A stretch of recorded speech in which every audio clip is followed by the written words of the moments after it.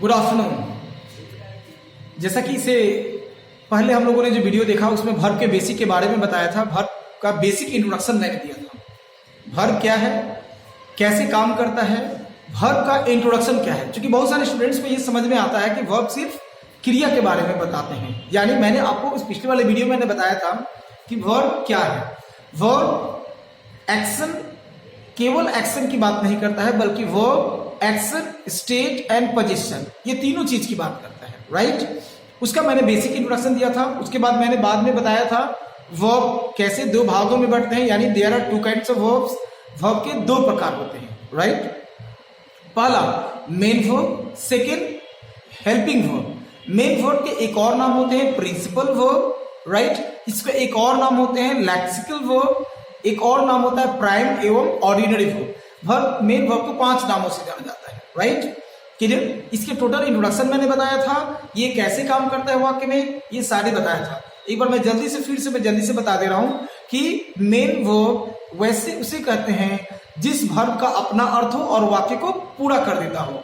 ठीक है, a verb that contains exact meaning and complete the sentence is called main verb. Right, चलिए अब हम देखते हैं वर्ब के। जैसे मान लीजिए कहते हैं we are Indian, we are Indian. इस वाक्य में हमने क्या देखा कि ये वाक्य में क्या है, वी आर इंडियन, इसमें सब्जेक्ट वर्ब एंड कॉम्प्लीमेंट है, यानी इसमें वर्ब है। कौन है? आर है। आर क्या है? मेन वर्ब है। राइट, कैसे? तो किसी भी वाक्य में अगर जो एक वर्ब आ जाए उसे क्या कहेंगे? मेन वर्ब कहेंगे। राइट, यहाँ आर क्या है? मेन वर्ब है। क्लियर, और वाक्य को पूरा कर देता है, इसे हम लोग मेन वर्ब कहते हैं। हमने बताया था मेन वर्ब के दो पार्ट होते हैं, there are the two kinds of main verb, transitive और इंट्रांजिटिव वर्ब। राइट, ट्रांजिटिव किसे कहते हैं? यानी जो वर्ब ऑब्जेक्ट को प्रभावित करता हो, यानी हमारे आपके कार्यों से कोई व्यक्ति या वस्तु प्रभावित होनी चाहिए, उसे हम लोग मेन वर्ब कहते हैं, ट्रांजिटिव वर्ब कहते हैं। ठीक है, जैसे अगर जो मैं ये बोलूं आई एट एन एप्पल, मैंने सेब खाया, यानी क्या है? ये क्या है? एक क्या है? एक वर्ब है। किसको प्रभावित किया? एप्पल को, यानी एप्पल क्या हो गया? ऑब्जेक्ट, यानी कि क्या हो गया? Transitive verb. क्या हो गया? Transitive verb. यदि आपको ये समझ में ना आए तो एक फार्मूला मैं बता रहा हूं, आप हमेशा याद रखिएगा कि मेन वर्ब को दो सवाल करेंगे। यदि ऑब्जेक्ट समझ में ना आए किसे कहते हैं, या आपको ट्रांजिटिव कैसे हम पता करें किसी वर्ब को, तो एक फार्मूला है, हम मेन वर्ब को पकड़ेंगे और उसे दो सवाल करेंगे। राइट, हम मेन वर्ब को पकड़ेंगे और दो सवाल करेंगे। क्या करेंगे? व्हाट और whom। जो जवाब मिलेगा वो ऑब्जेक्ट कहलाएगा। राइट, जो जवाब मिलेगा वो क्या कहलाएगा?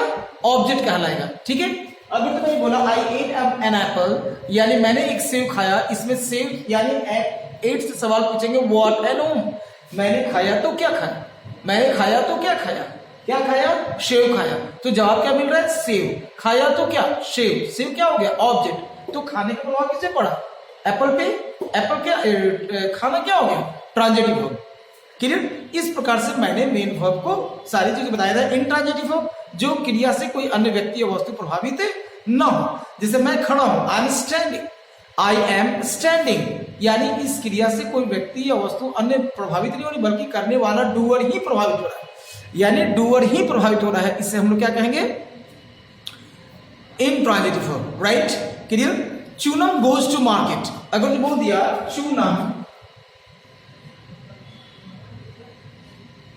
गोज टू मार्केट, यानी गोज क्या हो गया? मेन वर्ब हो गया। राइट, इसके जाने का प्रभाव कहां पड़ रहा है? किसी पर रहा है क्या? हम मेन वर्ब से सवाल पूछेंगे व्हाट और whom। चूनम जाती है तो क्या जाती है? जगह का पता नहीं चल रहा है ना, व्हाट से जाती है तो किसको जाती है? whom से नहीं पता चल रहा है ना किसी चीज के बारे में, यानी ये क्या हो गया? इंट्रांजिटिव वर्ब हो गया। क्या हो गया? इंट्रांजिटिव वर्ब हो गया।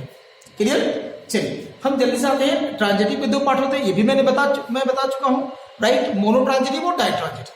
मोनो ट्रांजिटिव है, ditransitive verb. Right, mono क्या है ये मैं बता चुका हूं, जो सिंगल ऑब्जेक्ट लेता है, और डाई किसे कहते हैं? जो एक से अधिक ऑब्जेक्ट के लेता है। पिछले वाले वीडियो में आप देख लेंगे। आज हम बात करने जा रहे हैं वर्ब के दूसरे पार्ट, यानी ऑक्सिलरी वर्ब। हेल्पिंग वर्ब किसे कहते हैं? किसे कहते हैं हेल्पिंग वर्ब?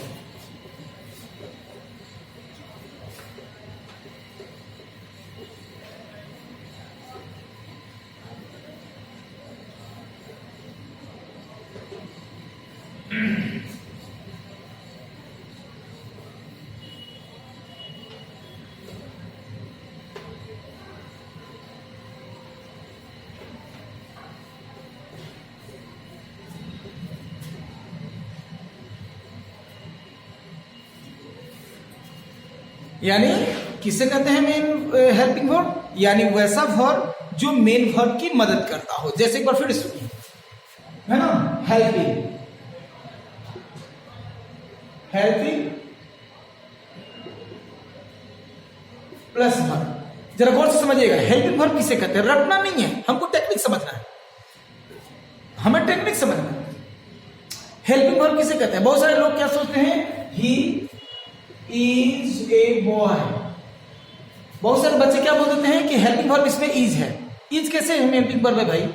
इज कैसे है? कहां किसको मदद कर रहा है? राइट? अगर इज के बाद उसका कोई वर्ब है क्या? नहीं है ना। वाई वर्ब है क्या? ए वर्ब है क्या?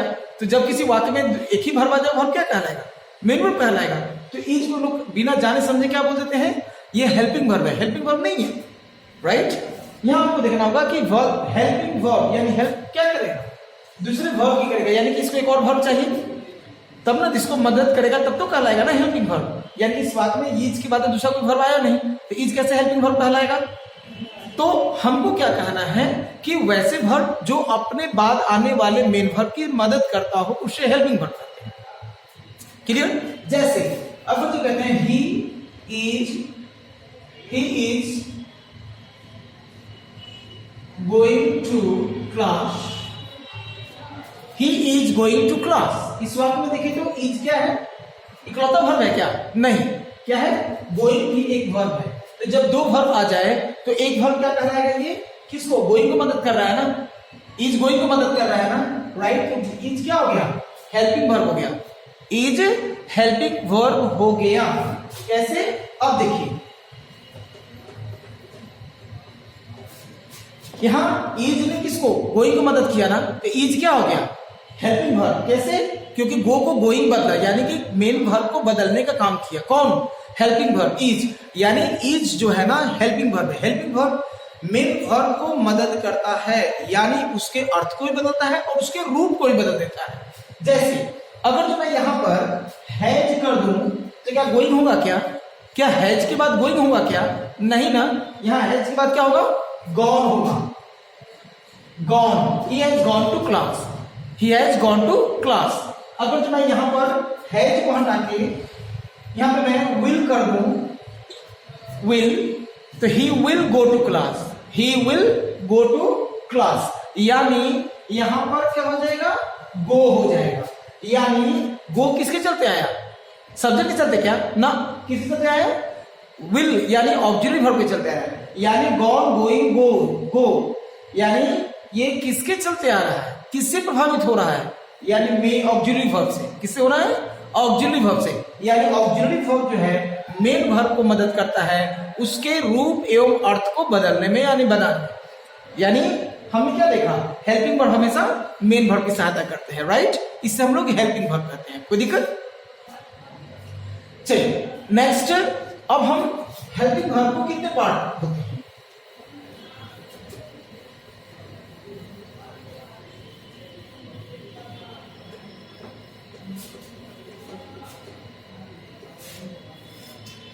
हेल्पिंग वर्ब कितने पार्ट्स होते हैं? How many kinds of helping verb? Right? देखिए किसी भी एग्जाम में आपको डिफिनेशन नहीं पूछता है, इसलिए डिफिनेशन की ओर मत जाइए, कंसेप्ट को देखिए। कंसेप्ट अगर जो बढ़िया है आप आगे जाके क्वेश्चन सॉल्व करेंगे। राइट?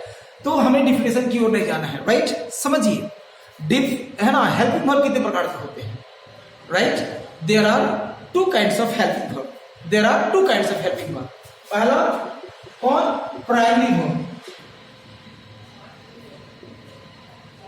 और second modal verb. Modal verb, helping verb and modal verb, यानी दो वर्ब होते हैं किसके? हेल्पिंग वर्ब के पार्ट होते हैं। किसके पार्ट होते हैं? हेल्पिंग वर्ब के पार्ट होते हैं, प्राइमरी वर्ब और मोडाल वर्ब। प्राइमरी वर्ब क्या है? What is primary verb? Primary verb क्या है? तो ग्रामर कहता है कि प्राइमरी वर्ब वह होता है जो वाक्य में मेन वर्ब के अलावे ऑक्सिलरी वर्ब की भी तरह काम करे, उसे हम लोग हेल्पिंग प्राइमरी ऑक्सिलरी वर्ब कहते हैं। उसे क्या कहते हैं? प्राइमरी ऑक्सिलरी कहते हैं। फिर सुनिए, यानी प्राइमरी ऑक्सिलरी वह होता है जो वाक्य में मेन वर्ब की भी तरह काम करता हो और वाक्य में ऑक्सिलरी वर्ब के भी रूप में काम करता हो, उसे हम लोग क्या कहेंगे? प्राइमरी ऑक्सिलरी कहेंगे। क्या कहेंगे? Primary auxiliary. जैसे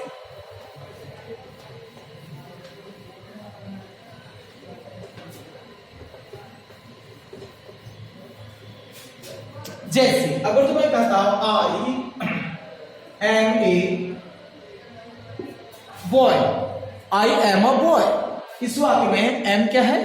वर्ब है। कौन वर्ब है? तो अकेला वर्ब आ गया, इसे क्या कहेंगे? मेन वर्ब कहेंगे। इसे क्या कहेंगे? मेन वर्ब कहेंगे। कोई दिक्कत? अगर तो मैं कहता हूं I am teaching, I am teaching, यानी एम इस वाक्य में क्या हुआ? Auxiliary verb. क्या हो गया?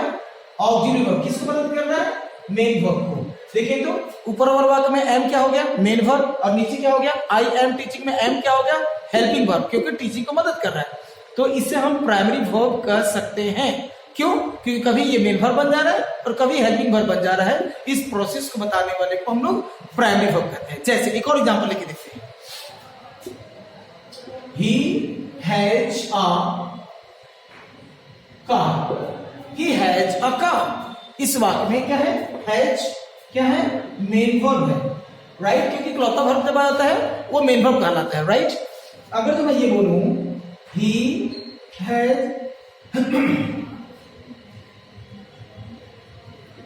bought a car. He has bought a car. यानी यहां हैज क्या हो गया? हेल्पिंग वर्ब हो गया। क्यों? क्योंकि बाउट मेन वर्ब की मदद कर रहा हूं। बाउट मेन वर्ब की मदद कर रहा हूं, यानी हैज क्या हो गया? यहां हेल्पिंग वर्ब। ऊपर में क्या हो गया?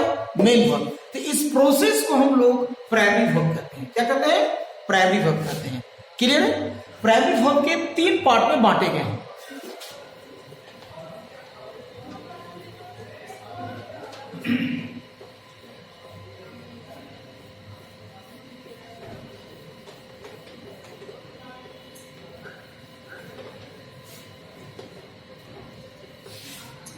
प्राइमरी वर्ब को 3 पार्ट में बांटे गए हैं। कौन कौन?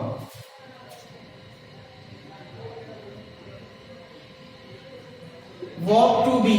टू बी में कौन कौन? Is, am, are, was, were, be, been, been. Clear? ये प्राइमरी वर्ब, राइट? अब आ जाते हैं टू डू। इसमें कौन कौन? Do, does, did. नेक्स्ट है वर्ब टू हैव। इसमें कौन कौन? हैव, हैज और हैव। हमने क्या देखा? ये वर्ब प्राइमरी वर्ब को बांटा गया, राइट? किसे बांटा गया? Verb to be. कोई पूछे आपसे कि प्राइमरी वर्ब में वर्ब टू बी कौन कौन है? तो is, am, are, was, were, do, है ना, बी, बीन, बीन। ये क्या है? प्राइमरी वर्ब है। ग्रामर कहता है कि यदि हम इस प्राइमरी वर्ब को ऑक्सिलरी के रूप में प्रयोग करें, तो ऑक्सिलरी के रूप में प्रयोग करेंगे तो इसके बाद आने वाला वर्ब 2 प्रकार के होगा। इसके बाद आने वाला वर्ब 2 प्रकार के होगा। 2 प्रकार के होगा। कौन कौन होगा? V3 होगा एवं V4 होगा।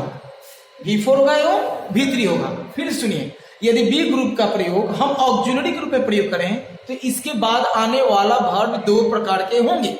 आएगा एक बार में एक ही को मेन वर्ब आएगा, मगर एक प्रकार 2 प्रकार के होंगे, राइट? कैसे? वो सुनिए। यदि बी ग्रुप का प्रयोग हम ऑक्सिलरी के रूप में एक्टिव के उद्देश्य के लिए करें, क्या चीज करें? एक्टिव। माय डियर, कोई भी सेंटेंस को 2 पार्ट में बांटते हैं, एक्टिव एंड पैसिव। और हम जानते हैं कि एक्टिव जिसमें सब्जेक्ट की प्रधानता हो, पैसिव जिसमें ऑब्जेक्ट की प्रधानता हो, that is called the object, passive verb. अब अगर मान लीजिए V4, जैसे अगर जो मैं ये बोलूं, क्लियर, मैं दौड़ रहा हूं, आई एम रनिंग। एम के बाद क्या आया? रनिंग। रनिंग कौन सा वर्ब का रूप है? V4। बच्चे खेल रहे हैं, चिल्ड्रेन आर प्लेइंग। आर के बाद प्लेइंग। प्लेइंग कौन सा वर्ब का रूप है? V4। वह नाच रहा था, ही वॉज डांसिंग। डांसिंग कौन सा वर्ब का रूप है? V4। वे लोग आ रहे थे, दे वर कमिंग। कमिंग कौन सा वर्ब का रूप है? V4। मैं पढ़ाते रहूंगा, I will be teaching. Teaching कौन सा वर्ब का रूप है? V4, right? कोई दिक्कत नहीं है। Point next. अब हम बात करते हैं डू ग्रुप की, सॉरी V3 की। इसी बी ग्रुप का प्रयोग यदि हम ऑक्सिलरी के रूप में पैसिव के लिए करें, क्या चीज करें? पैसिव। याद रखिएगा, पैसिव जिसमें ऑब्जेक्ट की प्रधानता हो, राइट? जैसे मिठाइयां बांटी जाती है, sweets are distributed. Sweets are distributed. Distributed क्या हो गया? Main verb V3। Right? English बोली जाती है, इंग्लिश इज स्पोकन। स्पोकन कौन सा वर्ब है? B3, right? उसे पीटा गया, मोहन को पीटा गया, Mohan was beaten, right?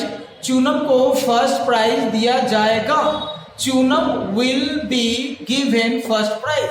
Given कौन सा वर्ब है? B3 है, जो कि बी के बाद है, कोई दिक्कत नहीं है। ग्रामर पढ़ाया जा रहा है, ग्रामर इज बीइंग के बाद क्या है? Taught. Grammar is being taught. ये क्या हो गया? वर्ब का तीसरा रूप हुआ, राइट? तो हमने क्या देखा? बी ग्रुप के बाद कौन कौन से वर्ब आ सकते हैं? या तो V4 या V3। एक्टिव में क्या आएगा? V4 आएगा, पैसिव में आएगा? V3 आएगा, राइट? यदि दोनों में से कोई ना आए, यदि V4 V3 में से कोई ना आए, तो फिर इसके बाद क्या आ सकता है? नाउन या प्रोनाउन या एडजेक्टिव, राइट? एडजेक्टिव हो सकता है, राइट? Noun pronoun adjective. जी हाँ, बी के बाद क्या आ सकता है? नाउन प्रोनाउन एडजेक्टिव भी आ सकता है। जब नाउन एडजेक्टिव आएगा तो क्या बन जाएगा? ये सब मेन वर्ब बन जाएगा। बोलो क्या बन जाएगा? Main verb. जैसे मेरे पापा किसान हैं, राइट? अगर तो मैं बोल दूं my father is a farmer, यानी इज क्या है? यहां पर मेन वर्ब है। इज क्या है? मेन वर्ब है। कोई दिक्कत? समझ में आ रही बात? राम एक लड़का है, Ram is a boy. Is क्या है? Main verb. अब आते हैं नेक्स्ट, डू ग्रुप।